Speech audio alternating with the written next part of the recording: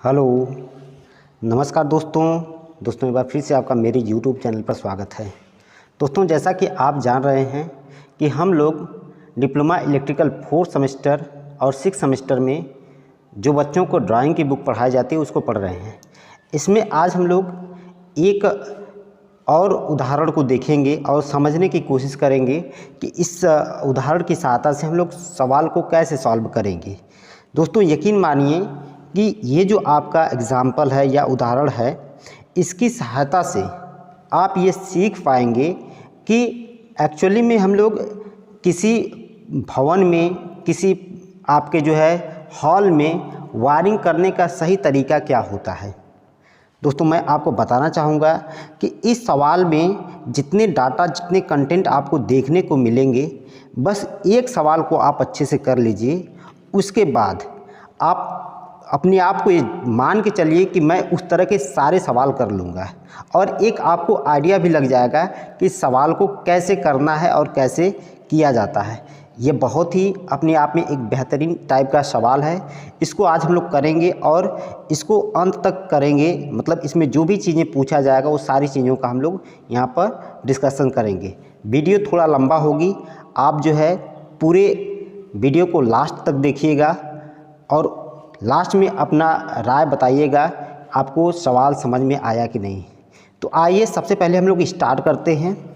देखिए, एक सवाल है, एक 15x6x4 मीटर के हॉल में प्रकाश व पंखों की व्यवस्था करनी है।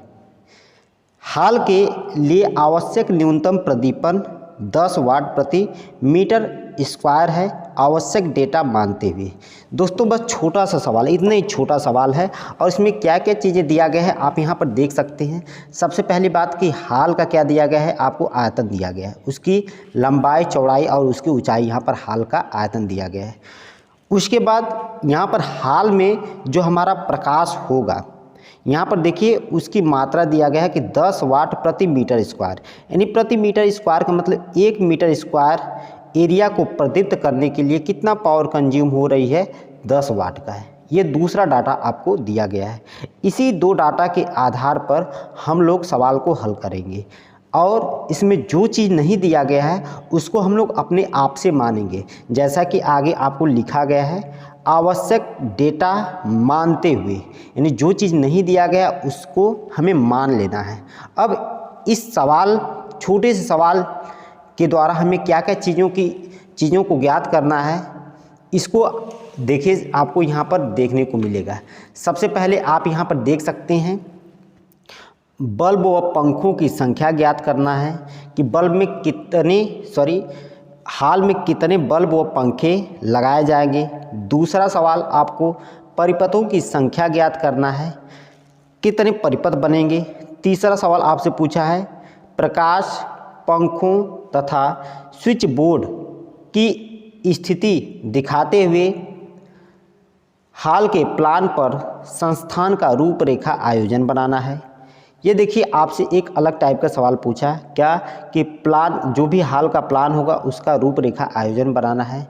अगला नेक्स्ट सवाल आपसे पूछा है, संस्थान का बहुरेखीय तार स्थापन, यानी मल्टी लाइन वायरिंग डायग्राम आपको बनाना है। अगला नेक्स्ट सवाल इसी में आपसे पूछा है, प्रत्येक सामग्री का विशिष्ट विवरण देते हुए आवश्यक सामग्री का आगणन एवं मूल्यांकन कीजिए, यह आपसे पूछा है। और लास्ट में आपसे पूछा है, संस्थान के तार स्थापन के लिए अनुमानित लागत आपसे पूछा है। यानी कुल मिलाजुलाकर एक सवाल में आपको कितने सवाल पूछ दिया, 1 2 3 4 5 6 सवाल पूछ दिया और 6 अपने आप में एक बेहतरीन क्वालिटी के सवाल है। इस सभी चीज़ों को जब आप सीख लेंगे तो आप हर एक तरह के सवाल को आसानी से कर जाएंगे। तो सबसे पहले आइए हम लोग देखते हैं, इसमें सबसे पहले हमें बल्ब व पंखों की संख्या ज्ञात करना है, फिर उसके बाद हम लोग देखेंगे परिपथों की संख्या का कैसे निर्धारण किया जाएगा। तो सबसे पहले बल्ब की संख्या ज्ञात करने के लिए जो हॉल का माप दिया है, यहाँ पर देखिए हॉल का जो आपको माप दिया गया है दोस्तों, हॉल की माप जो है कितना दिया गया, 15x6x4 मीटर का यह हॉल है। तो हॉल के तल का क्षेत्रफल कितना हो जाएगा, यह 15 मीटर लंबा है, 6 मीटर क्या है, चौड़ा है। तो एरिया बराबर लंबाई गुणे चौड़ाई से, यानी 15 छक्का 90 मीटर स्क्वायर।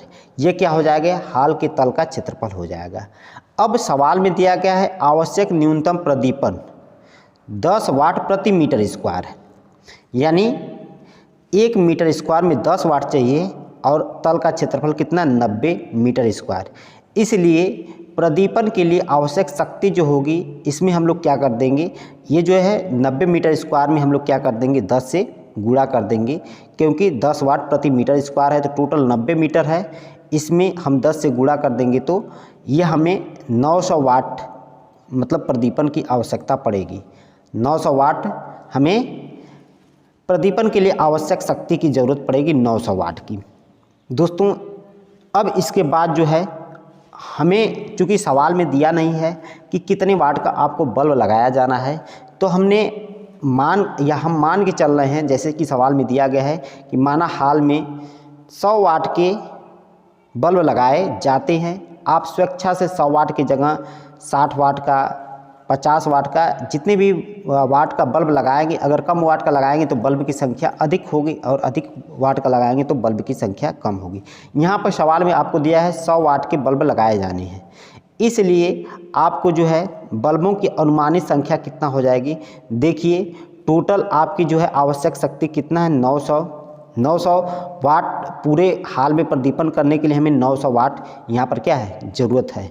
और एक बल्ब जो है 100 वाट का अगर हम लोग लगा रहे हैं तो टोटल जो आपकी जो आवश्यक पावर होगी प्रदीपन के लिए, उसकी पावर में एक बल्ब के पावर से हम लोग भाग लगा देंगे तो बल्ब की संख्या हमें ज्ञात आ जाएगी। जैसे कि यहाँ पर आपको लिखा गया है बल्ब की अनुमानित संख्या कितना होगी, 900 में हम 100 से भाग लगा देंगे तो 9 आएगी। चूँकि हाल में एक समान प्रदीपन करने के लिए, एक समान या समरूप प्रदीपन करने के लिए बल्ब की संख्या को 9 की जगह हम लोग 10 यहाँ पर ले रहे हैं। जैसा कि सवाल में दिया भी गया है कि हाल में समरूप प्रदीपन के लिए बल्ब की स्थिति भी समरूप रहनी होगी, अतः बल्ब की संख्या 10 लेनी होगी, जिससे 5 बल्ब की 2 पंक्तियों में लगाया जा सके। यानी हम लोग 9 बल्ब की जगह कितने बल्ब लेंगे, 10 बल्ब लेंगे, यहाँ पर जैसे सवाल में कहा है। तो यानी दोस्तों 100 वाट के हमारे कितने बल्ब लगाए जाएंगे, इस साइज़ के हाल में 15 गुणे 6 गुणे 4 मीटर के हाल में 100 वाट के 10 बल्ब लगाए जाएंगे, यह हमने निकाल लिया। अब हम लोग देखेंगे पंखे किस साइज़ के लगाए जाएंगे और कितनी संख्या में लगाए जाएंगे।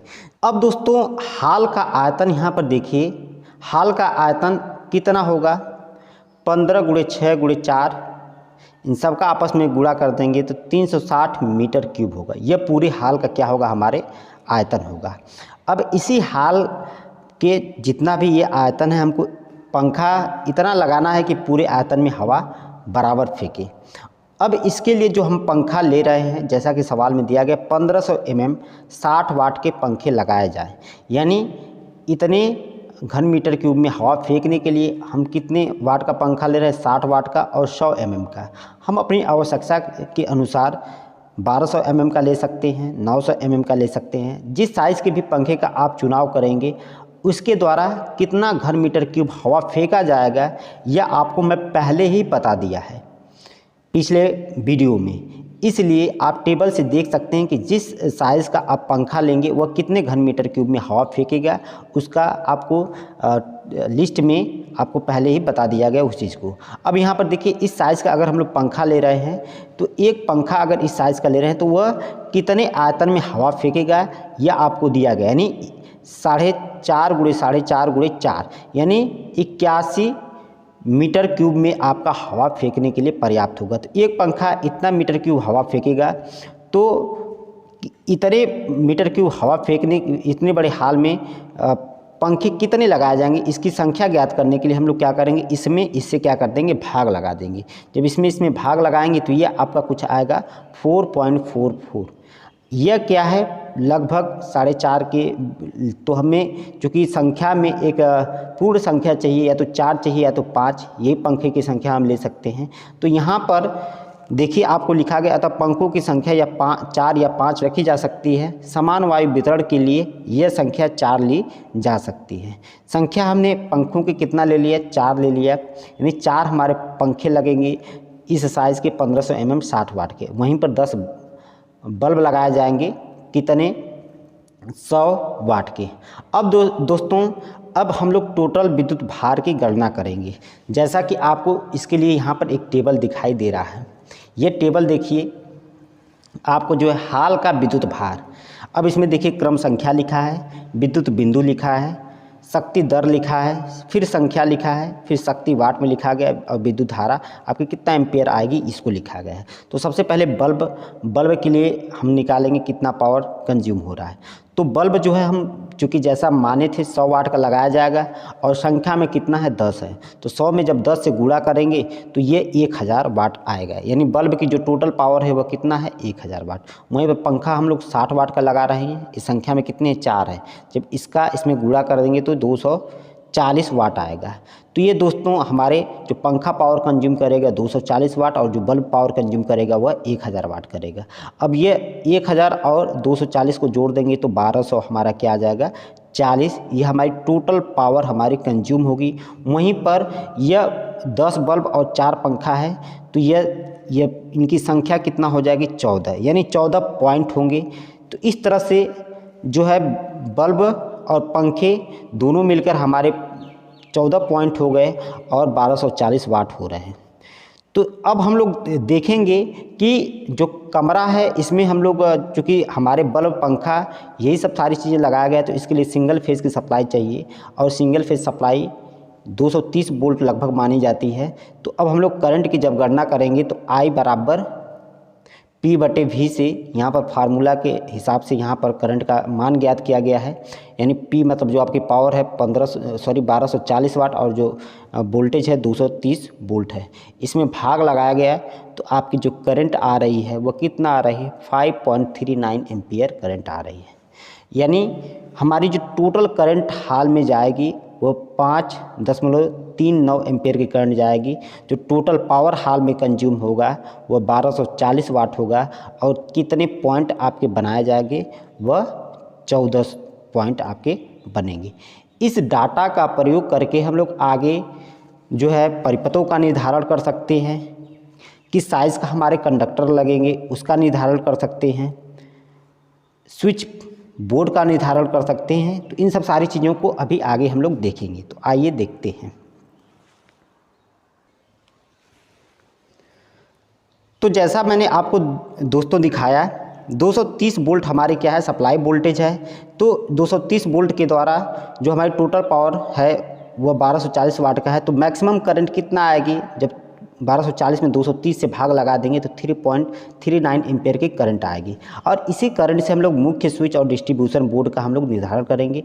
तो ये चूँकि 5 एम्पेयर से ज़्यादा करंट है तो जो मुख्य स्विच लगाया जाएगा वो 15 एम्पेयर 250 वोल्ट का, और जो हमारा डिस्ट्रीब्यूशन बोर्ड भी लगेगा वह भी हमारा 15 एम्पेयर 250 वोल्ट का ही लगाया जाएगा। अब देखिए, यानी अतः मुख्य स्विच 15 एम्पेयर 250 वोल्ट का लगेगा तथा वितरण बोर्ड व मुख्य स्विच के बीच 2.5 mm स्क्वायर का एल्युमिनियम चालक या उसके समतुल्य ताम्र चालक का हम लोग प्रयोग करेंगे।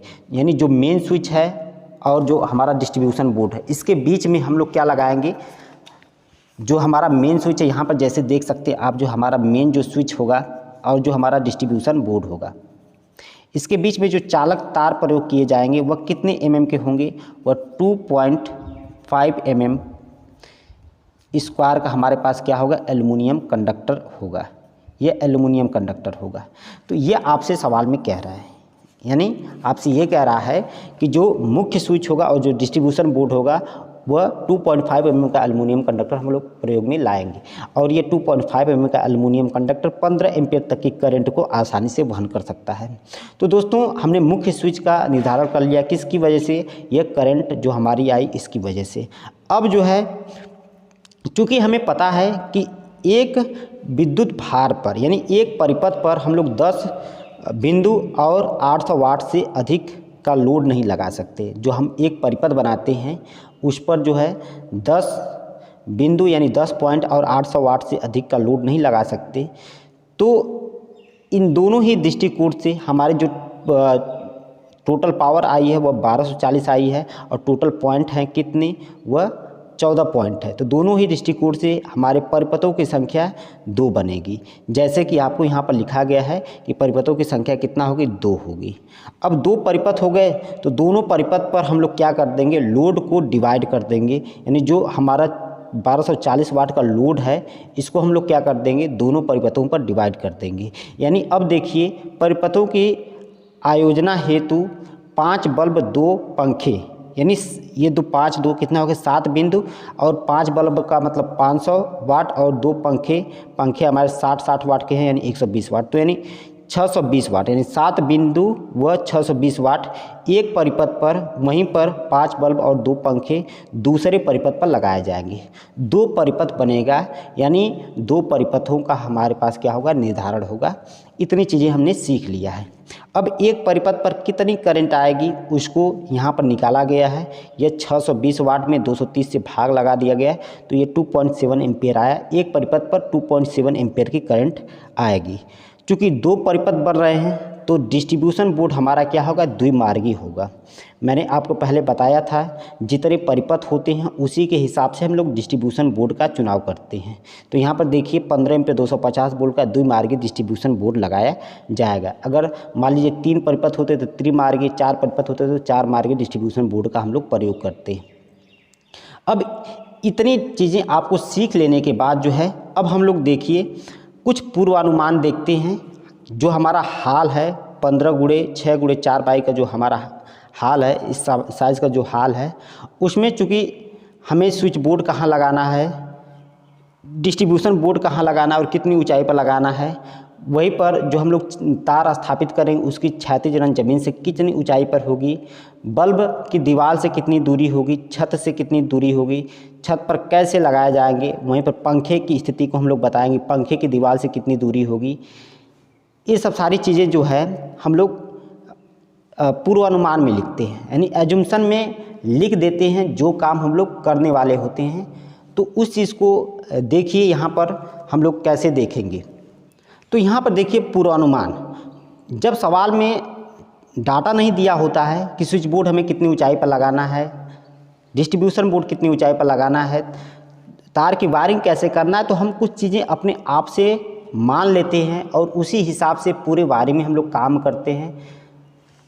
इसी चीज़ को हम लोग क्या कहते हैं, पूर्वानुमान करना। एक तरह से वायरिंग करने के लिए हमने जो काम किया उसका अनुमान करना, ये चीज़ हम लिख कर बताते हैं हर एक सवाल में। तो यहाँ पर देखिए पहला आपको बात लिखा गया पूर्वानुमान में, जो डीबी होगा यानी जो डिस्ट्रीब्यूशन बोर्ड होगा वह फर्श से 1.2 मीटर की ऊंचाई पर लगेगा, पहली बात। दूसरी बात, जो स्विच बोर्ड होगा वह 1.5 मीटर की ऊंचाई पर होगा।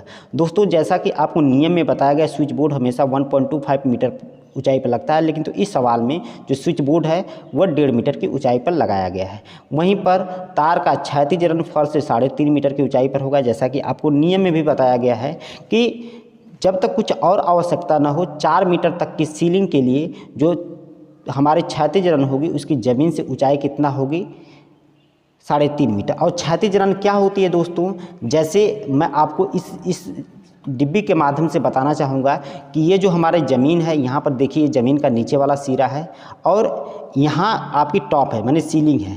तो इसे थोड़ी दूरी, थोड़ी नीचे पर हमारी वायरिंग जाती है ऐसे पट्टी के रूप में या कंड्यूट के रूप में या बैटन के रूप में। इसी को हम लोग क्या कहते हैं, क्षैतिज रन कहते हैं। यह सभी दीवार पर आपको जो है सीलिंग से 0.5 मीटर नीचे ली जाती है। ये सीलिंग है तो उसे 0.5 मीटर नीचे लेकर जाया जाती है। तो इसी बात को कह रहा है कि क्षैतिज रन जो होगा वह 3.5 मीटर की ऊंचाई पर होगा। अब 10 बल्ब सीलिंग पर दीवार से 1.5 मीटर पर होंगे, यानी जो 10 बल्ब लगाए जाएंगे वह कहाँ पर लगाए जाएंगे, सीलिंग मतलब छत पर लगाए जाएंगे। ऐसा नहीं कि दीवार पर लगाए जाएंगे। जैसे कि आप पूर्वानुमान में जो बात लिखेंगे वही आप ड्राइंग में काम करेंगे और उसी हिसाब से आगे आप जो है टोटल कंड्यूट पाइप की गणना करेंगे, कितना तार लगेगा उसकी गणना करेंगे, फिर ओवरऑल आप जो है इसकी लागत और मूल्य की भी गणना करेंगे। इसलिए यहाँ पर 10 बल्ब जो है सीलिंग पर दीवार से 1.5 मीटर की ऊंचाई पर होंगे, यानी जो 10 बल्ब लगाए जाएंगे वो सीलिंग पर लगाए जाएंगे। अभी सारी चीज़ें आपको क्लियर हो जाएगी। आगे देखिए, इनकी परस्पर दूरी 3 मीटर होगी। वह प्रत्येक बल्ब 1.5 मीटर वह प्रत्येक और जो होगा 1.5 मीटर का स्थान रहेगा। ये बल्ब फर्श से 2.5 मीटर की ऊंचाई पर लटकन होल्डरों द्वारा लटकते होंगे। इतनी चीज़ें आपको जानकारी किसके बारे में दिया गया है? बल्ब के बारे में दिया गया। अभी सारी चीज़ें आपको क्लियर हो जाएगी। मैं जब आपको इसका प्लान दिखाऊंगा और वायरिंग इसमें कैसे की जाएगी, वो सब सारी चीज़ें आपको समझ में आ जाएगी। उसके बाद जो है देखिए, पंखे के बारे में कुछ जानकारी आपको दिया गया है। 4 पंखे सीलिंग पर दीवार से 3 मीटर पर, यानी जो 4 पंखे लगाए जाएंगे वह भी कहाँ लगाए जाएंगे? सीलिंग पर ही लगाए जाएंगे। और दीवार से कितनी दूरी पर होंगे? 3 मीटर पर। और परस्पर यानी उनके बीच जो होगी वह 3.5 मीटर पर होंगे। उनके बीच में जो है 3.5 मीटर की दूरी होगी और प्रत्येक ओर 2.25 मीटर का स्थान होगा। यह आपके पंखे के बारे में जानकारी होगी। इसी जानकारी के हिसाब से, मतलब इस जानकारी के हिसाब से अगर आप वायरिंग देखेंगे तो आप पूरे बल्ब, पूरे पंखे एक सिस्टमेटिक ढंग से, एक प्रॉपर वे में, एक जो है देखने में सुंदर लगे, इस तरह की वायरिंग आपको मिलेगी। तो आइए अब हम लोग प्लान देखते हैं और देखते हैं कि इस डाटा के अकॉर्डिंग जो भी हमारे बल्ब या पंखे का अरेंजमेंट है वह कैसे किया जाएगा, इसको हम लोग देखेंगे। तो अब दोस्तों यहाँ पर हम लोग देख सकते हैं कि यह जो हमारा हाल है, ये हाल आपको दिखाई दे रहा है जैसा कि आपको सवाल में दिया गया था। इस हाल में चूँकि यहाँ पर देखिए ये विंडो है, ये विंडो है, ये विंडो है, यहाँ पर विंडो है, इधर 2 दरवाजे हैं। सवाल में कुछ दरवाज़ा और विंडो की चर्चा नहीं किया गया था। ये चूँकि बड़ा हाल है, इसका साइज़ कितना है? ये 15 मीटर क्या है? लंबा है, 6 मीटर क्या है? चौड़ा है और 4 मीटर क्या है? ऊंचा है। इस साइज़ का क्या है? यह हाल है। और इस चूँकि बड़ा हाल है तो अगर सवाल में नहीं भी दिया गया है खिड़की और दरवाज़ा, तो यहाँ पर दरवाजे यानी डोर की स्थिति और यहाँ पर विंडो की स्थिति को दिखाया गया है। और सबसे बड़ी बात, जो हमारा डिस्ट्रीब्यूशन बोर्ड है वह दरवाजे के पास एक कॉर्नर में यहाँ पर स्थापित किया गया। डीबी मतलब हमारा क्या है? Distribution board. और जो हमारे बल्ब लगाए गए हैं, बल्ब की जो संख्या 10 थी, वहाँ पर आप देख सकते हैं 1 2 3 4 5 एक तरफ और दूसरे तरफ बल्ब लगाए गए हैं 6 7 8 9 10। इन बल्ब को L1, L2, L3, L4, L5, L6, L7, L8, L9, L10 नाम दिया गया है।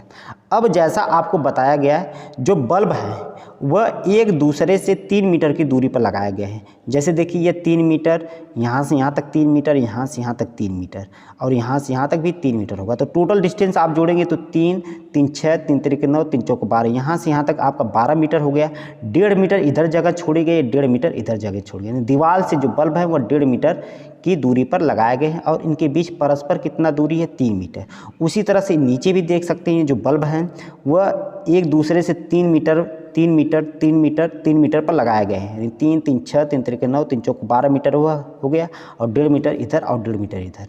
तो यह दीवार से 1.5 मीटर की दूरी पर है और इनके बीच परस्पर कितना दूरी है? वह 3 मीटर की है। जैसे आप देख सकते हैं यहाँ से यहाँ तक 3 मीटर और यहाँ से यहाँ तक भी देखेंगे, ये 2 बल्ब है, इनके बीच में भी कितना दूरी है? 3 मीटर।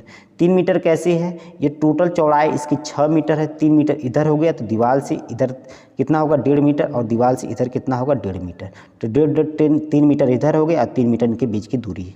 यानी जो पूर्वानुमान में आपको बात बताई गई कि जो बल्ब होगा वह सीलिंग पर लगाया जाएगा और दीवार से उनकी दूरी कितना होगी? 1.5 मीटर होगी और जो बल्ब हैं वह परस्पर जो है यानी एक दूसरे से 3 मीटर की दूरी पर होंगे, जैसा कि इस प्लान में आपको दिख रहा है। और इस प्लान के अकॉर्डिंग ही आप जो है वायरिंग करेंगे जो है। तो ये बल्ब की स्थिति हो गई। अब हम लोग पंखे को देखेंगे। पंखे के बारे में जैसे बताया गया कि 4 पंखे आपको लगाए जाने हैं।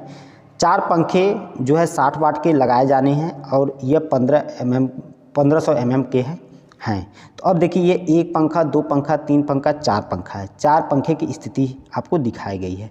जो पंखे होंगे वह आपको बताया गया कि परस्पर 2 पंखों के बीच की दूरी कितना है? वह 3.5 मीटर है, यानी 3.5 मीटर है।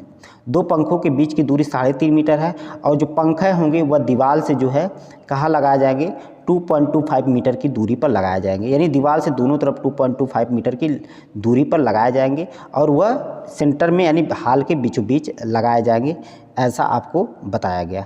तो देखिए आप जो है यह 3.5 मीटर, यह 3.5 मीटर, यानी ये कितना हो गया भाई, यह 3.5 मीटर 3.5 मीटर 7 मीटर हो गया और इस दूरी को भी जोड़ देंगे तो यह 7 3 10 10.5 मीटर हो गया और यह 2.25 और यह 2.25 मीटर, इसको जोड़ देंगे तो 4.5 मीटर हो जाएगा। यानी टोटल 10.5 और 4.5 यानी आपकी टोटल दूरी हो जाएगी 15 मीटर, जो कि यह इसके हाल के बराबर है। तो इतनी चीज़ें उम्मीद है कि आपको समझ में आई होगी। अब जो ये फ़ैन है यह इस दीवार से, चूँकि यह 6 मीटर चौड़ा है तो इधर से 3 मीटर छोड़कर इधर से 3 मीटर छोड़कर यानी बीच में लगाए गए हैं। अब मैंने आपको बल्ब की स्थिति को बता दिया है, आपके पंखे की स्थिति को बता दिया गया। अब देखिए इसमें दो परिपथ बनाए गए हैं। एक परिपथ को आपको डॉटेड लाइन से, यहाँ पर जैसा कि आप दिख रहा है डॉटेड लाइन से दिखाया गया है और दूसरे परिपथ को आपको एक जो है क्लियर लाइन से आपको यहाँ पर दिखाया गया है। अब एक परिपथ पर जैसा आपको बताया गया है 5 बल्ब और 2 फैन लगाया जाना है। तो इधर का परिपथ अलग हो गया और इधर का परिपथ अलग हो गया। इधर डॉटेड वाले परिपथ पर आपको जो है 5 बल्ब, 1 2 3 4 5 बल्ब ये हो गए और 2 फैन इधर हो गए। इधर वाले परिपथ पर आपको जो है 1 2 3 4 5 बल्ब हो गए और 2 फैन ये हो गए, जो कि पीछे आपको बता दिया गया था, जैसा कि आपको यहाँ पर देख सकते हैं। यहाँ पर आपको बताया गया है कि परिपथों की आयोजना हेतु 5 बल्ब व 2 पंखे एक परिपथ में तथा 5 बल्ब व 2 पंखे दूसरे परिपथ में लिए जा सकते हैं। तो इस प्लान में आपको जो है इसी हिसाब से काम किया गया है। अब इसके बाद जो है जब आप यहाँ पर देख लिए तो 2 परिपथ है, तो अब देखिए यहाँ पर चूँकि हाल जो है वो लंबा है 15 मीटर है, तो ये जो 5 बल्ब हैं और 2 पंखे हैं इनको भी आपको जो है स्विच बोर्ड पर, ये जो SB1 और SB2, ये SB1 स्विच बोर्ड है और SB2 स्विच बोर्ड है, इन्हीं पर इन 5 बल्ब और 2 पंखों को लगाया गया। उसी तरह से नीचे जो 5 बल्ब और 2 पंखे उनको SB3 और SB4 पर लगाया गया है। दोस्तों थोड़ा वीडियो लंबी होगी और आप जो है इसको अच्छे से समझिएगा, क्योंकि एक सवाल जब आप अच्छे से समझ लेंगे तो इसी तरह का सारा सवाल होगा।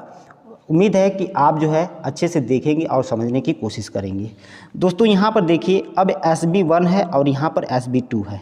अब मैं आपको बताऊं सवाल के हिसाब से, वैसे तो आप चाहें तो एक ही स्विच बोर्ड लगा के उन सब पर जो है आप जो है जितने 5 बल्ब है और 2 पंखे हैं वो लगा सकते हैं, लेकिन तो सुविधा के दृष्टिकोण से यहाँ पर 2 स्विच बोर्ड का प्रयोग किया गया है, एक परिपथ पर और दूसरे परिपथ पर भी 2 स्विच बोर्ड का प्रयोग किया गया है।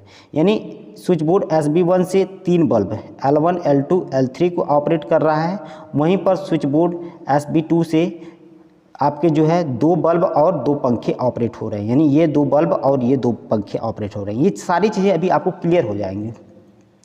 उसी प्रकार ये SB4 है, इस पर 3 बल्ब 1 2 3 बल्ब इससे ऑपरेट हो रहे हैं और SB3 से 2 बल्ब, ये 2 बल्ब और 2 पंखे ऑपरेट हो रहे हैं।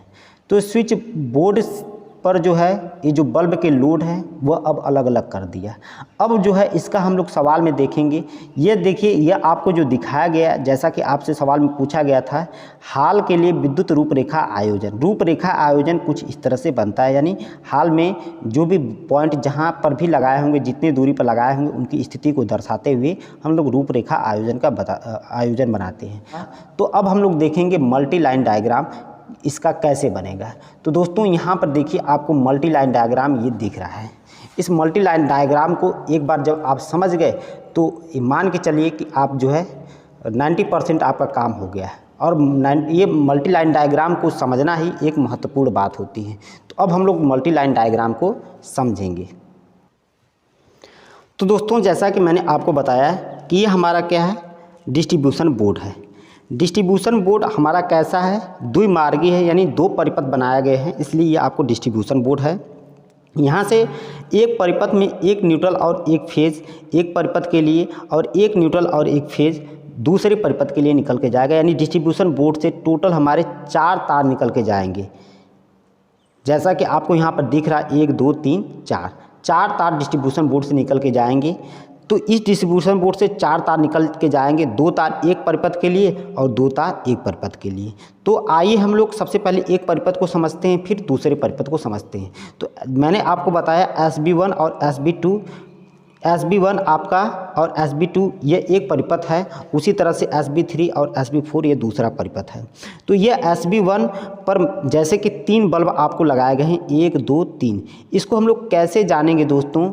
जैसे आप देखिए ये SB1 है, यानी जो हमारा स्विच बोर्ड 1 है, इस पर कोई सॉकेट नहीं लगाया गया है। सवाल में न तो कोई सॉकेट लगाने के लिए आपसे कहा गया है, न तो इसमें सवाल लगाया गया है। तो इसमें तार की संख्या कितनी होगी इसको आप कैसे जानेंगे? इस जो DB यानी डिस्ट्रीब्यूशन बोर्ड से देखिए फेज बार आएगा आपका, ये किस में आएगा? आपके SB1 में आएगा। अब इसमें जब फेज बार आ गया तो इसी से हमारा फेज बार किसके लिए जाएगा? अगले वाले स्विच बोर्ड के लिए जाएगा। तो 2 तार तो हमारे फेज बार के हो गए और इस पर 3 तार और है, 1 2 3, यहाँ से गिने 1 2 और 3। 3 तार किसके लिए हैं? ये 3 तार जो हमारे L1 L2 L3 बल्ब हैं इसके लिए हैं, यानी जो 3 बल्ब हैं इसके लिए हैं। एक बल्ब को ऑपरेट करने के लिए एक तार यहाँ से गया होगा, दूसरे बल्ब को दूसरा तार, तीसरे बल्ब को तीसरा तार। इसलिए यहाँ पर SB1 पर जो हमारे टोटल तार निकल के जाएंगे वो कितने होंगे? आएंगे या जाएंगे, यानी 2, एक तो आएगा और 4 जाएगा। एक इस पर फेज आएगा, 3 बल्ब के लिए जाएंगे, एक जो है अगले स्विच बोर्ड के लिए जाएगा। तो यहाँ पर 4 तार हैं। तो ये 4 तार हैं, देख सकते भी हैं। तो यहाँ से एक तार इस बल्ब के लिए गया, दूसरा तार जो है आपको इस बल्ब के लिए गया और तीसरा जो तार है यहाँ से आप देख पाएंगे जो तीसरा तार है वह इस बल्ब के लिए गया है। अब यहीं से देखिए एक जो हमारा फेज निकल के आया SB2 के लिए आया। अब SB2 के लिए आया और इस पर कितने आपके जो है लोड लगाए गए हैं? इस पर जो है 2 बल्ब और 2 पंखे लगाए गए हैं, जैसा कि आपको यहाँ पर बताया भी गया था। यहाँ पर कितने हैं? SB2 पर ये 2 बल्ब और ये 2 पंखे लगाए गए हैं। तो यहाँ पर देखिए ये SB2 आपका है, इस पर 2 बल्ब और 2 पंखे हैं। तो 2 बल्ब 2 पंखे के लिए तार तो निकल के जाएंगे, यानी 2 बल्ब के लिए 2 तार और 2 पंखे के लिए 2 तार, यानी 4 तार निकल के जाएंगे और एक तार इस पर आएगा। यानी टोटल कितने तार होंगे? 5 तार होंगे। आप गिन कर देख भी सकते हैं, 1 2 3 4 5। एक इस पर आया होगा और 4 1 2 3 4 बल्ब को ऑपरेट करने के लिए स्विच से यहाँ से तार निकल के गया है। जैसे कि आप देखिए यहाँ से एक तार इस फ़ैन के लिए, F3 फ़ैन के लिए, यहाँ से एक तार F4 बल्ब के लिए, L4 बल्ब के लिए, यहाँ से एक तार जो है F4 फ़ैन के लिए और यहाँ से एक तार जो है L5 बल्ब के लिए। तो 4 तार इधर से निकल के गए। सेम चीज़ें आपको इधर भी समझना है। इधर भी वही चीज़ है। आप देख सकते हैं कि यह जो DB है डिस्ट्रीब्यूशन बोर्ड से हमारे एक न्यूट्रल और एक फेज हमारा इधर आया। अभी हम लोग केवल फेज की बात कर रहे हैं, न्यूट्रल की बात नहीं कर रहे हैं। एक फेज इस SB3 में आया और यहीं से एक फेज उठ के जो है किसके लिए गया? SB4 के लिए। अब इस SB3 पर एक तार आया, एक तार गया, ये फेज वाला है और 3 तार और है, यानी 3 बल्ब इस पर 1 2 3 4 तार हैं, यानी 4, 2 बल्ब और 2 पंखे इस पर क्या है? कनेक्ट है। ये 2 बल्ब और 2 पंखे इस SB3 से ऑपरेट हो रहे हैं। वहीं पर SB4 से आपको जो देखिए यहाँ पर 3 बल्ब ऑपरेट हो रहे हैं, यानी इस पर से फेज बार आया और यहाँ से 3 तार निकल के गए हैं 3 बल्ब के लिए। तो इस तरह से आप जो फेज वार सब में आप समझ लिए कैसे कैसे गया है। उसके बाद हम लोग न्यूट्रल को देखेंगे। तो दोस्तों अगर इस स्विच बोर्ड पर अगर हमारे कोई सॉकेट रहता, कोई इंडिकेटर रहता तो न्यूट्रल लाने की ज़रूरत पड़ती, अन्यथा न्यूट्रल लाने की कोई ज़रूरत नहीं है। तो जो हमारा न्यूट्रल होगा, यह डिस्ट्रीब्यूशन बोर्ड से एक परिपथ के लिए जो न्यूट्रल निकल के जाएगा वह सबको ऊपर ही ऊपर, जैसे यहाँ से न्यूट्रल इस बल्ब को दे दिया गया, फिर आया रिटर्न होकर इसको दे दिया गया, फिर यहीं से न्यूट्रल रिटर्न होकर आया, इसको दे दिया गया, फिर न्यूट्रल आया, पंखे को दे दिया गया, फिर बल्ब को दे दिया गया, फिर आपको जो है फ़ैन को दे दिया गया, फिर यहाँ से बल्ब को दे दिया गया। उसी तरह से यहाँ से न्यूट्रल निकल के आया, इस बल्ब को देकर ऐसे फ़ैन को फिर देकर, फिर आपको देखिए न्यूट्रल आगे बढ़ के इसको बल्ब को दिया गया, फिर यही न्यूट्रल आपको जो है इसको दिया गया, फिर यहीं से न्यूट्रल लेकर इसको दिया गया, फिर यहीं से न्यूट्रल इसको दिया गया, फिर यहीं से न्यूट्रल जो है आपको बल्ब को दे दिया गया। न्यूट्रल कहीं भी काटा नहीं गया है। और जो ये वायरिंग का तरीका है यह लूप इन मेथड से हुई है दोस्तों, क्योंकि लूप इन मेथड में हम लोग कहीं भी तार को काटते नहीं हैं। तो ये तरीका आपको जो है इस तरीके से आप कैसे कैसे तार गया है सभी तार को दिखाना ही हमारा क्या होता है, बहु लाइन डायग्राम होता है। बहु लाइन तार स्थापन चित्र होता है या मल्टी लाइन डायग्राम होता है, जैसा कि आपसे सवाल में पूछा भी गया था मल्टी लाइन डायग्राम बनाने के लिए। अब इसी चीज़ का हम लोग सिंगल लाइन डायग्राम बनाएंगे। सिंगल लाइन डायग्राम में क्या होता है, एक तार हम लोग खींचते हैं और जितने तार होते हैं उनकी संख्या को हम लोग क्या कर देते हैं, दिखा दें। जैसे यहाँ पर 1 2 3 4 5 तार है, तो एक तार खींचकर हम लोग यहाँ काट देंगे तो हमें यहाँ पर 5 यहाँ पर लिखना पड़ेगा या 5 बार काटना पड़ेगा। इस तरह से हम लोग सिंगल लाइन डायग्राम बनाते हैं। तो आइए हम लोग देखते हैं अब सिंगल लाइन डायग्राम कैसे बनता है। सेम इसी चीज़ का हम लोग सिंगल लाइन डायग्राम बनाएंगे। और सिंगल लाइन डायग्राम जब हम लोग बनाते हैं तो उसमें प्रत्येक पॉइंट की बीच की दूरी को भी हम दिखाते हैं और उसी हिसाब से सिंगल लाइन डायग्राम के हिसाब से ही हम लोग क्या करते हैं, फिर चालकों की संख्या, बैटन की चालकों की लंबाई या बैटन की लंबाई या कंड्यूट की लंबाई हम लोग ज्ञात करते हैं। तो आइए हम लोग देखते हैं अब इसका सिंगल लाइन डायग्राम कैसे बनता है।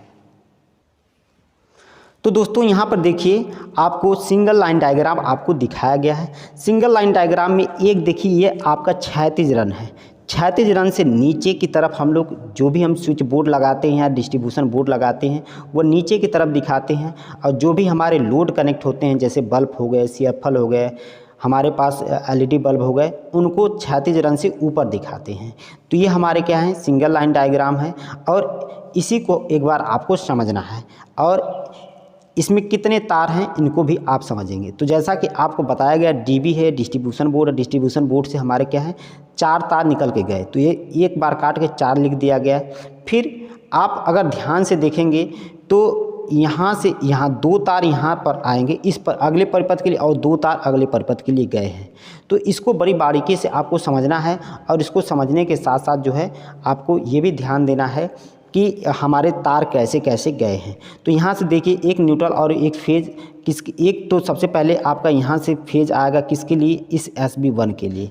और न्यूट्रल हमारा नीचे नहीं आएगा, न्यूट्रल सबसे पहले इस बल्ब को जाएगा और यहीं से रिटर्न होकर चला जाएगा। फिर इसी जो है हमारे कंड्यूट पाइप से या बैटन पर से होते हुए इसमें जाएगा, फिर यहीं से रिटर्न होकर चला आएगा। फिर यहीं से आपका ऐसे होते हुए यहाँ पर जाएगा, ऐसे रिटर्न होकर चला आएगा। फिर आगे हमारा जो है यहाँ से यहाँ तक, यानी इस SB1 पर हमारे 3 बल्ब हैं, 1 2 3 बल्ब हैं। तो यहाँ से देखिए आपको ये समझना है। इसको और अच्छे से समझने के लिए दोस्तों मैं इस फिगर को थोड़ा सा और छोटा कर दूं कि आपको अच्छे से समझ में आए। इसको समझने के लिए आपको इस फिगर की भी ज़रूरत पड़ेगी। यह आपको जो फिगर दिखाई दे रहा है इस फिगर की सहायता से आप जो है और अच्छे से समझ पाएंगे। तो दोस्तों आपको थोड़ा सा दिक्कत होगी, अगर दिख नहीं रहा होगा तो आप समझने की कोशिश करिएगा। इसको जो है आप यहाँ से देख सकते हैं, जैसे यहाँ पर 4 तार है, 1 2 3 4 तार है, 4 तार है। तो यहाँ पर आपको डिस्ट्रीब्यूशन बोर्ड से 4 तार आपको दिखाया गया है। यहाँ से इतनी दूरी के लिए आपको 2 तार हैं, तो इतनी दूरी के लिए आपको 2 बार काटा गया, नहीं 2 तार।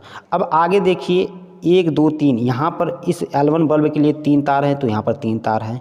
यहाँ पर इतनी दूरी के लिए देखिए 1 2 3 तार हैं, तो आगे 1 2 3 तार हैं। फिर नीचे SB1 पर कितने तार हैं, 1 2 3 4 5 तार हैं, तो SB1 पर 5 तार हैं। फिर SB1 से इधर जाएंगे तो 1 2 3 तार हैं, तो SB1 से इधर गए तो 3 बार काटा गया, नहीं 3 तार हैं।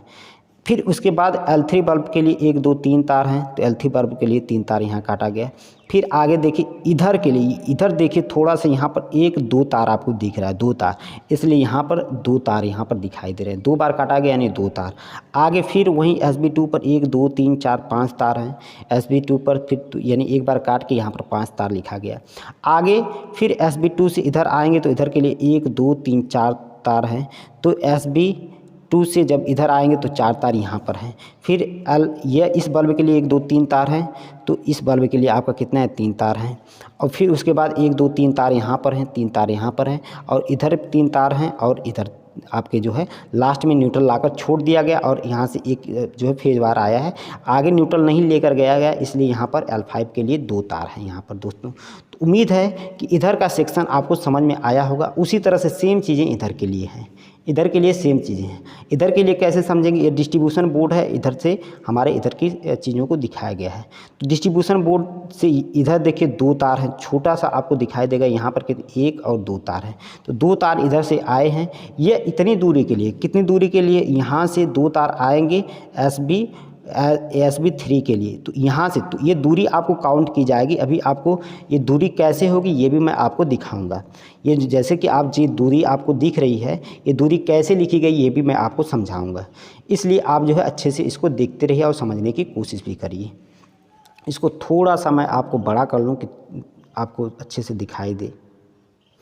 तो अब दोस्तों हम लोग इधर के लिए देखेंगे। इधर के लिए जैसे मैंने आपको बता दिया यहाँ पर कितने तार हैं, 2 तार हैं, तो 2 तार इधर से आया।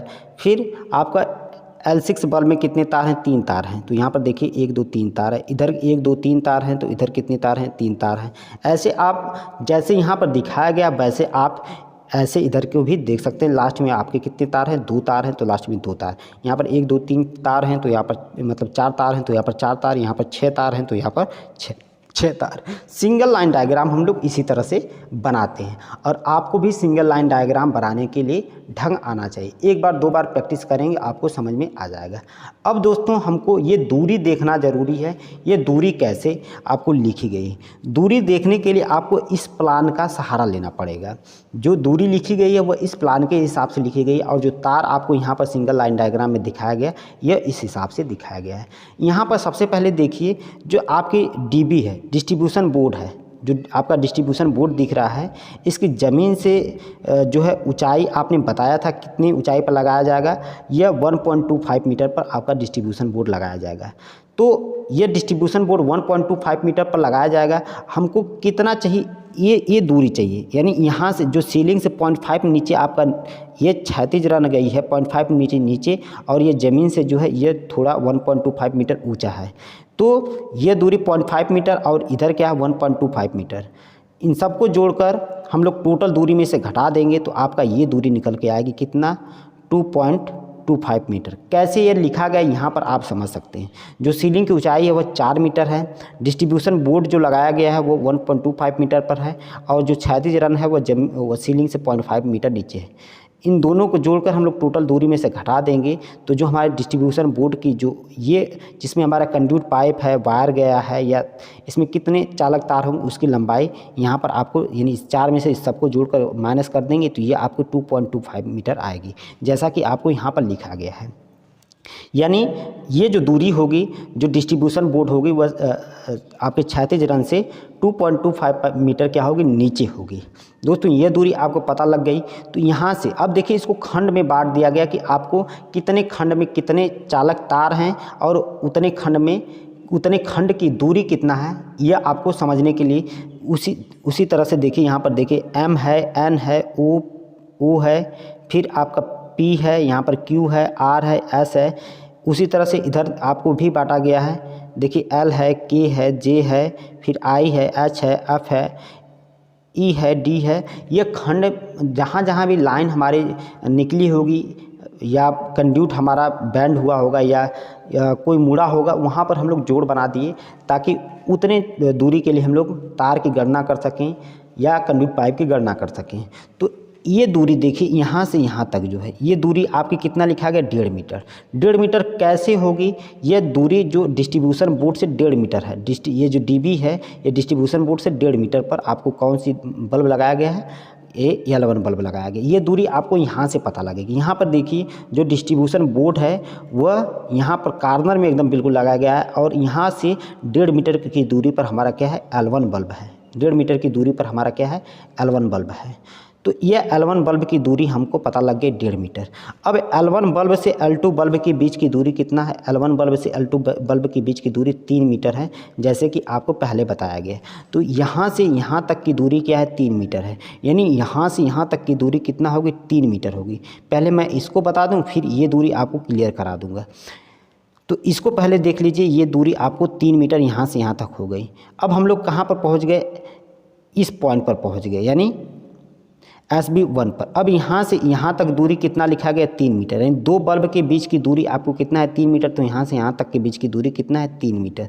उसी प्रकार से यहाँ से यहाँ तक की दूरी अगर आप देखेंगे, यहाँ से यहाँ तक की दूरी कितना है वो भी आपकी 3 मीटर होगी, और यहाँ से यहाँ तक की दूरी वो भी कितना होगी 3 मीटर होगी। यानी जो सबसे लास्ट वाला जो L5 बल्ब है, जैसे कि आप इसमें देखिए जो L5 हमारा बल्ब है यहाँ पर, वहाँ से ये दो बल्ब के बीच की दूरी 3 मीटर है। अब इस पंखे की दूरी आपको बताना है, पंखे की दूरी कितना होगी। तो पंखे की दूरी यहाँ से यहाँ तक देखिए L5 से यहाँ तक के बीच में हमारे तार या कंड्यूट इतनी दूरी में ही हमको बताना है। तो जैसे कि आपको लिखा गया L5 से आपका F1 जो फ़ैन है उसके बीच की जो दूरी है वो 0.75 है। कितना है 0.75 है। यह कैसे है इसको आपको थोड़ा सा समझने की बात है। ये 0.75 मीटर कैसे लिखा गया है दोस्तों, इसको आप कैसे समझेंगे। जैसे आप देखिए इस फिगर में यह यहाँ से यहाँ तक की दूरी कितना है 1.5 मीटर है, और जो हमारा फ़ैन से दीवार की दूरी कितना है, जो फ़ैन है उसकी दीवार से दूरी हमारी जो आपको बताया गया वह जो है 2.25 मीटर है। ये जो फ़ैन लगाया गया है वह दीवार से कितनी दूरी पर लगाया गया 2.25 मीटर पर, और जो बल्ब है वह 1.5 मीटर। ये टोटल दूरी में से इसको घटा देंगे तो ये दूरी आपको निकल के आएगी। यानी इतनी दूरी में से इसको घटा देंगे तो ये चूँकि जितनी हमें कंड्यूट पाइप यूज में लाई गई है उसी में हमारे चालक तार होंगे, उसी की लंबाई चाहिए। तो ये दूरी हम निकाल पाए अभी कैसे, इतनी दूरी, ये टोटल दूरी में से हमने इतनी घटा दी है तो ये दूरी हमारी कितना आ गई 0.75 आ गई। तो ये 0.75 आ गई। अब 0.75 आ गई। अब आप देखिए यहाँ से दो फैन के बीच की दूरी आपको पता है यह 3.5 मीटर है, तो 3.5 मीटर यहाँ पर लिखी गई। और एक बल्ब और एक फ़ैन के बीच की दूरी वह 2.25 मीटर लिखी गई है, 2.25 मीटर लिखी गई। इसको आप कैसे निकालेंगे, यह दूरी आपको कैसे निकालेंगे 2.25 मीटर, यानी जो आपका L4 बल्ब है और जो F1 फ़ैन है इसके बीच की दूरी, यानी L4 बल्ब आपको L4 बल्ब यहाँ पर दिख रहा है और F1 फ़ैन यहाँ पर है, यह दूरी आपको पूछ रहा है। तो दोस्तों यहाँ पर हमको देखना है 2.25 मीटर कैसे ये दूरी आई है। यानी जो L4 बल्ब है और जो F1 फ़ैन है इसके बीच की दूरी अगर आपको बताना है तो यहाँ से आपको अच्छे से समझ में आएगा। जो L4 यहाँ पर बल्ब है और जो F1 यहाँ पर फ़ैन है, यानी यहाँ से यहाँ तक के बीच की दूरी आपको बताना है। तो टोटल दो बल्ब के बीच की दूरी आपको पता है कितना है 3 मीटर है, 3 मीटर है। और ये दूरी अभी आपने निकाला, यहाँ से यहाँ तक की दूरी अभी आपने निकाला कितना 0.75, जैसे कि आप यहाँ पर देख सकते हैं 0.75 ये दूरी आपने निकाला। तो ये टोटल दूरी में से इतने को घटा देंगे तो ये दूरी आपको निकल के आएगी। यानी टोटल 3 मीटर में से 0.75 मीटर घटा देंगे तो ये 2.25 मीटर दोस्तों निकल के आएगी। यानी ये 2.25 मीटर आपको ये दूरी होगी। यानी यहाँ से यहाँ तक की दूरी कितना होगी 2.25 मीटर होगी। अब L4 बल्ब से आपका जो F2 फ़ैन के बीच की दूरी, यह L4 बल्ब से F2 फ़ैन के बीच की दूरी देखिए कितना लिखा गया है 1.25 मीटर लिखा गया, 1.25 मीटर लिखा गया। यह कैसे आया है L4 बल्ब से इसके बीच की दूरी कितना 1.25 मीटर। तो अभी बताइए इन दोनों के बीच की दूरी कितना है 3.5 मीटर है। हमको यहाँ से यहाँ तक की दूरी चाहिए तो 3.5 ये दूरी आपने निकाला है। ये दूरी आपने अभी कितना निकाला 2.25 मीटर। तो 3.5 में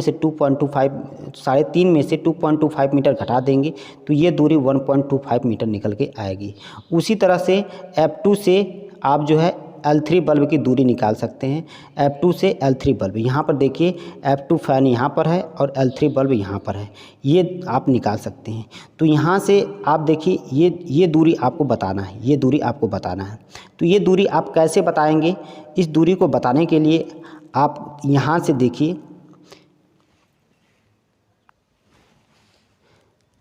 यहाँ से देखिए आप जो है ये दूरी आपको पता है, ये दूरी कितना है, दो बल्ब के बीच की दूरी 3 मीटर है। दो बल्ब के बीच की दूरी कितना है 3 मीटर है। ये दूरी आपने निकाला है, L4 और F2 के बीच की दूरी निकाला है। यानी F2 और L4 के बीच की दूरी आपने निकाल लिया, कितना है 1.25 मीटर, 1.25 मीटर। यानी 3 में से ये 3 मीटर दूरी में से 1.25 मीटर ये दूरी घटा देंगे तो ये दूरी आपको कितना आएगी 1.7 मीटर आएगी। इसी तरह से दोस्तों ये सारी दूरी आपको लिखी गई है, यह आपको दूरी को ही गणना करना है और इसी दूरी में हमारे क्या हैं कंड्यूट, इसी दूरी में हमारे चालक तार हैं, इसी दूरी में हमारे कंड्यूट पाइप हैं। इस तरह से ये टोटल दूरी आप जो है निकाल सकते हैं एक दूसरे से रिलेट करते हुए।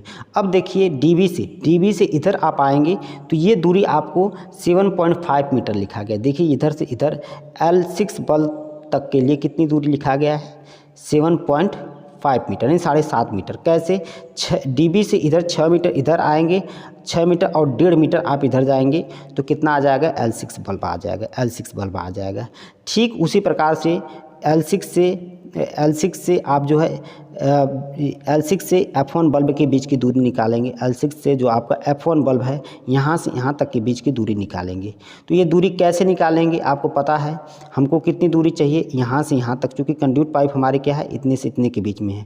तो टोटल ये दूरी कितना है 2.25 मीटर और ये कितना 1.5 मीटर है। तो पूरे में से इसको घटा देंगे तो ये दूरी हमको निकल के आएगी यानी 0.75 मीटर आएगी, जैसे कि मैंने आपको पहले बताया। तो दोस्तों इसी तरह से रिलेट करते हुए आप सारी दूरी को निकालेंगे और दूरी को निकाल लेने के बाद जो है अब इसके बाद चूँकि वीडियो लंबा हो रहा है थोड़ा इसको मैं जल्दी बताना चाहूँगा। आप जो है इसको एक बार दो बार प्रैक्टिस करिएगा, आपको ये दूरी समझना है। दूरी एक बार समझ गए आपको ये सब सारी चीज़ें इमेजिनरी है, काल्पनिक है, भले ही यहाँ पर आपको दिखाई दे रहा है, या आप ऐसे सोचिए कि ये सब सारी चीज़ें दीवार पर गई हैं तो दीवार पर इसकी सही रूप से आपको गणना करने को मिलेगी। लेकिन तो उसी चीज़ को हम लोग ग्राफिकल रूप से यहाँ पर समझ रहे हैं। ये दूरी आप निकालना सीखिए। दूरी एक बार समझ गए तो दूरी के हिसाब से ही आप जो है चालकों की संख्या, कंड्यूट पाइप की, ये सब सारी चीज़ें निकाल पाएंगे। जैसे कि आप यहाँ पर देख पा रहे हैं इस टेबल में, अब मैं आगे आपको लेकर चलता हूँ। इस टेबल में आप देखिए जो है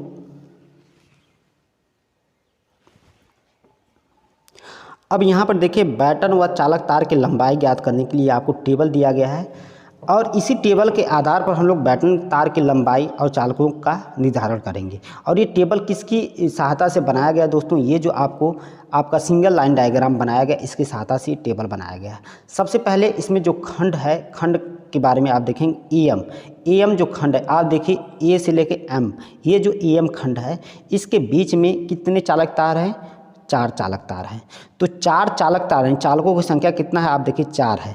तो 4 चालक तार को अगर हम लोग बैटन पर लेकर जाएंगे तो किस साइज़ का हमें बैटन लेना पड़ेगा, वो 19 mm का बैटन हमको लेना पड़ेगा। तो ये 19 mm का बैटन हमारे हैं और इनके बीच दूरी कितना है, ये 2.25 मीटर हमारे क्या है 19 mm का बैटन लगेगा 2.25 मीटर, जैसे कि आपको यहाँ पर निकाला भी गया 2.25 मीटर। तो 4 चालक तार हैं तो एक चालक तार की लंबाई जो होगी वह 2.25 मीटर होगी। इसमें 4 से गुणा कर देंगे तो यह चालक तार की लंबाई 9 मीटर आएगी। तो इस तरह से आप जो है प्रत्येक खंड के लिए गणना करेंगे, कहाँ 4 चालक तार है, कहाँ 3 है, कहाँ 5 है, कहाँ 6 है। सबके लिए छोटे छोटे खंड के लिए आप जो है टोटल लंबाई की गणना करेंगे। वहीं पर देखिए एम एन यहाँ पर कितने तार हैं, 2 तार हैं। तार कैसे लिखा गया वो मैंने आपको पीछे समझा दिया। यहाँ पर 2 तार हैं तो 2 तार के लिए आप जो है देखिए चालकों की संख्या कितना है, 2 है। 2 तार हम लोग 12.5 mm के बैटन पर लेकर जा सकते हैं और ये कितनी दूरी में है, 1.5 मीटर की दूरी में, 1.5 मीटर की दूरी में है। तो एक तार की 1.5 मीटर होगी तो दूसरे तार की भी 1.5 यानी इसमें 2 से गुणा कर देंगे तो 3 मीटर आ जाएगा। उसी तरह से देखिए एम एन हो गया, अब एन L1 हो गया है, यानी एन L1 ये दूरी आपको लिखा गया है। ये दूरी कितना होगी दोस्तों, ये दूरी आपकी जो होगी इसको आपको बताना है। तो इसमें सबसे पहले आप देख लीजिए कितने तार हैं, 4, इसमें कितने तार हैं, जो है 3 तार हैं। यह जैसे कि आपको चालकों की संख्या 3 हो गई। 3 चालक तार को हम लोग 12.5 mm के बैटन पर लेकर जा सकते हैं, जैसे कि आप यहाँ 12.5 mm के बैटन पर लेकर जाएंगे। और ये कितने होंगे टोटल आपका जो है ये 2 मीटर होंगे। कैसे होंगे, ये आपका जो है क्षैतिज रन से 0.5 मीटर हम लोग क्या जाएंगे, ऊपर जाएंगे और वहाँ से फिर 1.5 मीटर कहाँ जाएंगे, दीवार की तरफ। दीवार में चूँकि दीवार में ही दीवार के मतलब छत पर आपके जो बल्ब लगाए गए हैं वह दीवार से 1.5 मीटर की दूरी पर लगाए गए हैं। तो ये देखिए 0.5 मीटर हमारा क्षैतिज रन से 0.5 मीटर ऊपर जाएंगे और फिर सीलिंग में 1.5 मीटर जाएंगे तो ये टोटल दूरी 2 मीटर आएगी। इस तरह से आपको समझना है। फिर आपको जो है NO खंड के लिए 3 तार हैं। देखिए NO खंड के लिए 3 तार हैं, यहाँ पर चालकों की संख्या 3 है। 3 तार को हम लोग किस में 12.5 mm के बैटन पर लेकर जा सकते हैं। और ये दूरी कितना है 3 मीटर, यहाँ पर 3 मीटर है, तो ये दूरी कितना है 3 मीटर है। उसी तरह से BO खंड के लिए, यानी BO खंड आप देखेंगे तो B यहाँ पर है, O यहाँ पर कितने चालक तार हैं 5 चालक तार हैं। कितने चालकों की संख्या 5 है, तो 5 चालक तार को लेकर जाने के लिए हम लोग 25 mm का क्या लेंगे बैटन लेंगे। और ये दूरी कितना है 2 मीटर है, दूरी कितना है 2 मीटर, यहाँ पर देखिए 2 मीटर है। कैसे 2 मीटर है, जो डिस्ट्रीब्यूशन बोर्ड है वह ज़मीन से 1.5 मीटर की ऊंचाई पर लगाया गया है और जो क्षैतिज रन है उस 0.5 नीचे, तो इन दोनों को जोड़कर टोटल दूरी में से हम लोग घटा देंगे तो हमारी जो दूरी आएगी वह कितना आएगी, 4 में से ये 2 घट जाएगा, 2 मीटर आएगी। तो यानी ये दूरी आपकी 2 मीटर होगी। दोस्तों इसी तरह से छोटे छोटे खंड के लिए आपके किताब में ये चीज़ें दिया गया होगा। अगर आपको नहीं दिया है तो प्रॉपर आपको जैसे जैसे सवाल में दिया गया, देखिए एक एक खंड के लिए आपका जो है ये दूरी निकाला गया है। कितने दूरी में कितने चालक तार हैं ये खंड लिखा गया है। ये बैटन की साइज़ लिखी गई है, किस साइज़ के बैटन हमारे लगने हैं और उसमें कितने हमारे मीटर तार लगने हैं, ये सब सारी चीज़ें आपको लिखा गया है। अब इस तरह से आपको चीज़ें ज्ञात करना है और ऐसे चीज़ों को समझते हुए आप यहाँ पर टोटल योग पर आएंगे। यानी टोटल योग में अगर आप देखेंगे तो टोटल योग में दोस्तों अगर आप ध्यान से देखेंगे तो मैं आपको दिखा दूँ कि यहाँ पर देखिए जो आपका बैटन की लंबाई अलग अलग, जैसे 12.5 mm में का जो बैटन लगेगा वह 63.5 मीटर लगेगा। 19 mm का जो बैटन लगेगा वह 7.75 मीटर लगेगा और 25 mm का जो बैटन लगेगा वह 6 मीटर लगेगा। वहीं पर आपका चालक तार की लंबाई कितना होगी, यह आपका 233.25 मीटर होगी। तो दोस्तों बैटन की जो कुल लंबाई होगी यहाँ पर आप देख सकते हैं, ये बैटन की कुल लंबाई आप इसको सबको क्या कर देंगे, जोड़ देंगे, ये दूरी ये दूरी ये दूरी, यानी इन सबको जोड़ देंगे तो ये कितना आ जाएगा 77.25 मीटर आ जाएगा। तो बैटन की कुल लंबाई का 3 गुना हमारा क्या लगता है, हमारा चालक तार लगता है। जैसे कि आपको यहाँ पर दिखाया गया है, चालक तार की लंबाई 231.75 मीटर लग रहा है। या तो आप बैटन की टोटल लंबाई निकाल लीजिए या चालक तार की लंबाई अलग से जोड़कर निकाल सकते हैं, नहीं तो बैटन की अगर आप टोटल लंबाई निकाल ले तो उसमें 3 से गुणा करके चालक तार कितना मीटर लगेगा इसको आप निकाल सकते हैं। तो इतनी चीज़ें आपको पता हो गई। अब हम लोग इसी वायरिंग में देखेंगे क्या क्या सामग्री लगाई गई है और सामग्री का थोड़ा सा विवरण हम आपको बता देना चाहेंगे। तो आइए हम लोग देख लेते हैं क्या क्या सामग्री प्रयोग में लाई गई है। तो दोस्तों यहाँ पर देख सकते हैं आप जो है सामग्री हेतु आगणन एवं मूल्यांकन, इस वायरिंग में क्या क्या सामग्री आपको प्रयोग में लाई जानी है उसका आगणन एवं मूल्यांकन आपको दिया गया है। एक सवाल आप अच्छे से करना सीख जाएंगे तो फिर आगे सवाल आपको करने में दिक्कत नहीं होगी। अब देखिए यहाँ पर 15 ampere 250 volt DPIC switch fuse इकाई लगाई गई है, यानी डबल पोल आयरन प्लेट का हमारा क्या है मेन स्विच बोर्ड लगाया गया। इसकी संख्या 1 रहेगी और ये 750 रुपये प्रति एक मिलता है। पीछे आपको इसकी लिस्ट बता दी गई है। उसके बाद जो है 15 एम्पीयर 250 वोल्ट द्विमार्गी एक कली IC डिस्ट्रीब्यूशन बोर्ड हमारे लगेगा, संख्या में 1 रहेगी, 150 रुपये का एक मिलेगा। उसी प्रकार सागौन की लकड़ी का दोहरा बोर्ड 30 × 25 सेंटीमीटर माप का होगा। ये किसके लिए लगेगा, वितरण बोर्ड के स्थापन के लिए 350 रुपये का एक मिलेगा। सागौन की लकड़ी का बैटन 3 साइज़ का हमने बैटन प्रयोग किया गया है। बैटन जो है बैटन की जो जितनी हमारी लेंथ है उसका 10% एक्स्ट्रा यहाँ पर लेकर रखा गया है। और जैसे आपको देखिए आपका 12.5 × 12.5 का जो बैटन था वह 63.5 मीटर आया था। इसका 10% अतिरिक्त लेने के बाद ये कितना हो जाएगा 70 मीटर हो जाएगा। और ये कैसे मिलता है 300 रुपया प्रति 100 मीटर, यानी 100 मीटर का दाम यहाँ पर कितना है 300 रुपया है। उसी तरह से आपको जो है यह 19 × 12.5 mm का बैटन है, यह 10% अतिरिक्त लेकर इतना मीटर होगा, ये 390 रुपया प्रति 100 मीटर मिलेगा। वहीं पर 25 × 12.5 mm का जो बैटन होगा ये इसका 10% अतिरिक्त लेने के बाद 7 मीटर आएगा। यह आपका 390 रुपया प्रति 100 मीटर की दर से मिलेगा। ऊपर वाला आपको ऊपर वाला 360 रुपये, ये जो बैटन था वह 360 रुपया प्रति 100 मीटर की दर से मिलेगा। आगे अब हमारे देखिए चालक एल्युमिनियम जो कंडक्टर होंगे 2.5 mm स्क्वायर का एल्युमिनियम जो चालक होगा पीवीसी 250 वोल्ट ग्रेड में, यह क्या होगा 1 मीटर लगेगा और यह क्या होगा 125 रुपया प्रति 100 मीटर की दर से मिलता है। और कहाँ प्रयोग होगा, मुख्य स्विच व वितरण बोर्ड के बीच में यह प्रयोग होगा। 1 मीटर का लगभग तार इसमें लगेगा। वहीं पर पूरी वायरिंग में हम लोग 1.5 mm स्क्वायर का एल्युमिनियम चालक पीवीसी केबल 250 वोल्ट ग्रेड में प्रयोग में लाएंगे। यह 265 मीटर होगा। 265 मीटर कितना मतलब जो है 233 मीटर टोटल हमारे चालक तार की दूरी आई थी, जैसा कि आप यहाँ पर देख सकते हैं 233 मीटर आई थी यहाँ पर 233 मीटर। इसका 10% हमने एक्स्ट्रा लिया है। इसका क्या लिया 10% एक्स्ट्रा लिया यहाँ पर सॉरी 15% हमने क्या लिया, जो काट छाट के दृष्टिकोण से हमने यहाँ पर क्या लिया 15% अतिरिक्त लिया, उसका 15% हमने निकाला तो 265 मीटर आया और ये 175 रुपये प्रति 100 मीटर की दर से मिलता है।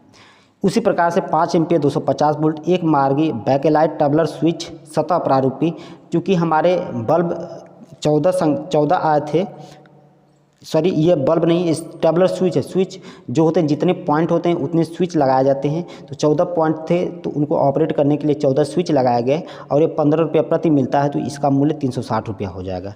वहीं पर 5 एम्पियर 250 वोल्ट 2 प्लेट सीलिंग रोज बैकेलाइट, सीलिंग रोज यहाँ पर 5 एम्पियर में हमें प्रयोग में लाना है, तो जितने हमारे स्विच लगते हैं उतने, जितने हमारे पॉइंट होते हैं उतनी स्विच लगते हैं और उतनी संख्या में हमारे सीलिंग रोज लगेंगे।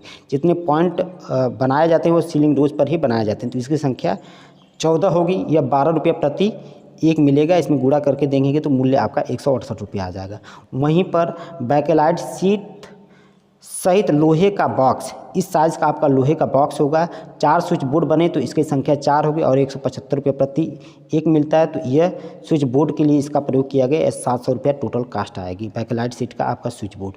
अब वहीं पर आगे देखेंगे सागौन, यहाँ पर देखिए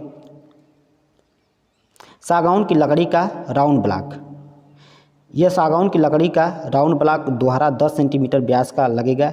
यह राउंड जितने हमारे क्या हैं पॉइंट है उतनी राउंड ब्लॉक संख्या में 14 है। ये 10 रुपये प्रति मिलेगा, 140 रुपया टोटल कास्ट आएगी। वहीं पर बल्ब को लगाने के लिए 5 एम्पियर 250 वोल्ट हमारे क्या है पेंडेंट होल्डर प्रयोग में लाए जाएंगे। ये पेंडेंट होल्डर बैकेलाइट के होंगे, ये संख्या में 10 होंगे और 20 रुपया का एक मिलेगा। इसका गुणा करके 200 रुपया आपका टोटल मूल्य आएगा। उसके बाद जो है हमारा 9 तार जो फ्लेक्सिबल केबल होगा, यह जो होगा इस साइज़ का 23 बाई 0.19 mm पीवीसी हम लोग क्या लेंगे 9 तार लेंगे। और ये किसके लिए होगा, ये किसके लिए होगा दोस्तों, यह चूँकि आपको बताया गया कि वायरिंग जो है, जो हमारे बल्ब हैं वह ज़मीन से 2.5 मीटर क्या होंगे लटके होंगे, मतलब ज़मीन से उनकी बल्ब की ऊंचाई 2.5 मीटर होगी। तो जो है बल्ब की जो हाइट है वह कितना है, जो सीलिंग की ऊंचाई है वह ज़मीन से कितना है 4 मीटर है। बल्ब को लटका कर लगाया जाना है। बल्ब को कितना लटकाना है, यानी ये आपको पीछे बताया गया था कि बल्ब को कितना लटकाना है। जैसे कि मैं आपको एक बार क्लियर कर दूँ, दिखा दूँ। यहाँ पर देखिए जो बल्ब के बारे में लिखा गया था, ये बल्ब फर्श से यानी ज़मीन से 2.5 मीटर की ऊंचाई पर लटकन होल्डर द्वारा लटकाए जाएंगे। यानी सीलिंग से ये 2.5 मीटर, 2.5 मीटर तार भी लगेगा, जितना लटकाया जाएगा उतना तार लगेगा। तो इसी तार को हम लोग यहाँ पर लिख रहे हैं। और ये तार कैसा लगेगा, यहाँ पर जैसे कि आपको सूची में दिखाया गया, ये तार आपको लगेगा फ्लेक्सिबल वायर यानी सुनम में तार लगेगा। जैसे कि आप यहाँ पर देख सकते हैं 9 तार। ये कितना होगा 25 मीटर, ये 25 मीटर एक में जो है 2.5 मीटर लगेगा। तो 10 हैं तो 2.5 से गुणा कर देंगे तो ये कितना आ जाएगा 25 आ जाएगा, जो कि 800 रुपया प्रति 100 मीटर। 100 मीटर का मूल्य कितना लगेगा 800 रुपया। तो 25 मीटर का कितना लगेगा 200 रुपया आपको लगेगा। यहाँ पर आपको निकाल कर बताया गया। वहीं पर हमारा भू तार 12 WG एल्युमिनियम का हम लोग लगाएंगे। यह 0.5 kg और यह कैसे मिलता है 250 रुपये प्रति kg मिलेगा, तो आधा kg का 125 रुपया हो जाएगा। वहीं पर सागौन की लकड़ी का गुल्ली, यह जो है 25 mm स्क्वायर गुणे 19 mm स्क्वायर गुणे 45 mm स्क्वायर लंबी होगी, इस साइज़ का हमारी है। यह संख्या में 200 लगेगी और यह 45 रुपया 45 गुल्ली, ये क्या लिखा गया है लंबाई में मिलता है, ये साइज लिखा गया है। यानी 45 गुल्ली जो है, सॉरी यह 45 रुपया प्रति 100 मीटर के हिसाब से मिलेगी। 45 रुपया प्रति 100 मीटर के हिसाब से मिलेगी, तो 200 मीटर का दाम जो होगा 90 रुपया होगा। इस तरह से आपको ध्यान देना है। आगे हम लोग देखेंगे कुछ और सामग्री, जैसे 15 नंबर पर देखिए वायरिंग क्लिट टीन की जो है 31.5 mm में और 38 mm में हमारे प्रयोग में लाई गई है। इसकी मात्रा 5 रहेगी और 30 रुपया प्रति मिलती है, तो 30 पाँचे 150 रुपया हो जाएगा। वायरिंग क्लिट जो है 31.5 mm के, वहीं पर 38 mm की यह 1.5 मात्रा में लगेगी और ये 40 रुपया प्रति मिलती है, तो इसमें गुणा कर देंगे तो 60 आ जाएगा। अब दोस्तों लकड़ी पर की पेंच जो है, पेंच हमारे 50 mm, 45.5 mm और 19 mm में लगने वाली है। ये संख्या में 6, 200 और 56 लगेगी। अब ये कैसे मिलती है? यह 182 जो होगी 100 रुपये में मिल जाएगी, तो इसमें 6 का मूल्य 5 रुपया हो जाएगा। वहीं पर यह 100 रुपये में 70 मिलेगी, यहाँ पर 100 रुपये में 45 मिलेगी। इसमें आप जो है देख सकते हैं कि इसका मूल्य आप ऐसे निकाल सकते हैं। इस तरह से आप जो है किल 1 kg या 40 रुपये kg मिलेगी, वह 40 रुपये यहाँ पर लिख के सीमेंट बालू आदि का मूल्य यहाँ पर निकाल सकते हैं। तो यहाँ पर सामग्री का आपने इतना मूल्य निकाला, यानी 4585 रुपया सामग्री का मूल्य निकाला। अब सामग्री का मूल्य आपने 4585 रुपया निकाला। अब हम लोग देखेंगे बिंदुओं का श्रम मूल्य, यानी जो हमारा लेबर कास्ट होता है दोस्तों, वो 14 पॉइंट के लिए जो है कितना रुपया होगा। तो प्रति बिंदु 50 रुपया आपको ये लेबर कास्ट पड़ेगा। इसमें जो है डीबी आदि हम लोग इंक्लूड करके चलेंगे, तो इसका जो है 14 पॉइंट का आपका 800 रुपया आएगा। इसको हम लोग यहाँ पर जोड़ लेंगे, यह 4587 रुपये में 800 जोड़ देंगे तो ये 5387 रुपया आ जाएगा। अब इस 5387 रुपये का 5% और हम लोग क्या लेंगे, आकस्मिक व्यय यहाँ पर लेने वाले हैं।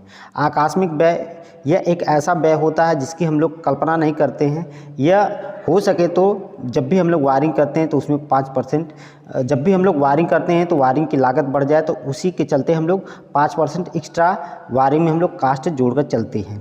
तो यहाँ पर 5387 का 5% 269 रुपया होगा। इसको जोड़कर हम लोग महायोग की गणना करेंगे, जैसे आपको यहाँ पर 5656 रुपया दिख रहा है। दोस्तों इस तरह से हम लोग पूरे वायरिंग का टोटल कास्ट हमने गणना किया। दोस्तों सवाल में जो भी चीज़ें आपसे पूछा था वह एक एक चीज़ करके मैंने आपके सामने डिस्कस किया। अगर वीडियो समझ में आए तो मेरे YouTube चैनल को लाइक कर दीजिएगा, सब्सक्राइब कर दीजिएगा और अपने दोस्तों में शेयर कर दीजिएगा। वीडियो देखने के लिए बहुत बहुत धन्यवाद। इसी तरह का वीडियो मैं आपके लिए लाता रहूँगा। तब तक के लिए आप पढ़ते रहिए, अपना ख्याल करिए। धन्यवाद।